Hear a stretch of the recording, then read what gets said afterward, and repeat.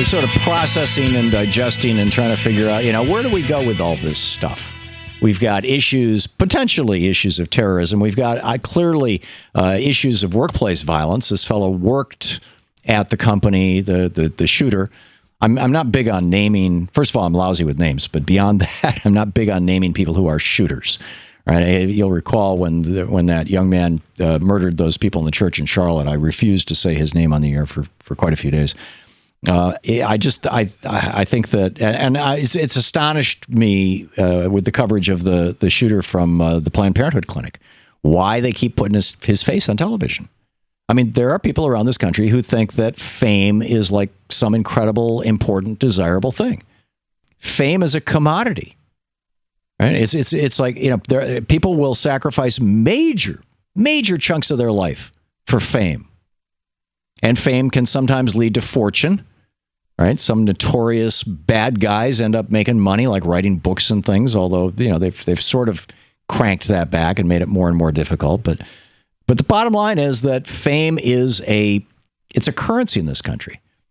And it's one of the things that I've learned with the very limited fame that I have is how weird it is. Right. And I can't imagine, and I frankly wouldn't want to be somebody like, Leo DiCaprio, who, just can't walk down a street. Right. I mean, you just can't walk down a street.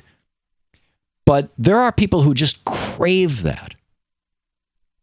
And by putting the shooters' pictures out and publicizing their name and going through every detail of their lives and all this stuff, let's figure out what's in their head. Instead of focusing on the victims, I think our media, I get it. It draws more eyeballs. It makes more money. But is it the right way to program?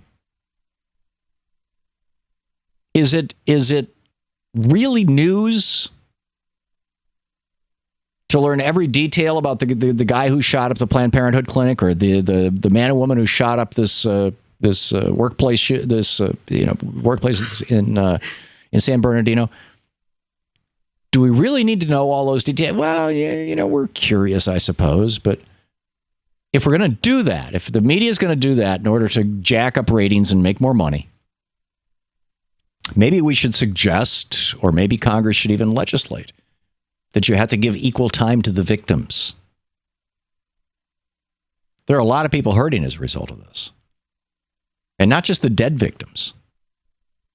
Many of those people, those 21 people who were shot and injured, they're going to be limping for the rest of their lives. They're going to be amputees in some cases. They're going to be it's going to limit their ability to do certain jobs. It's going to gunshots are, we're talking major trauma to the body.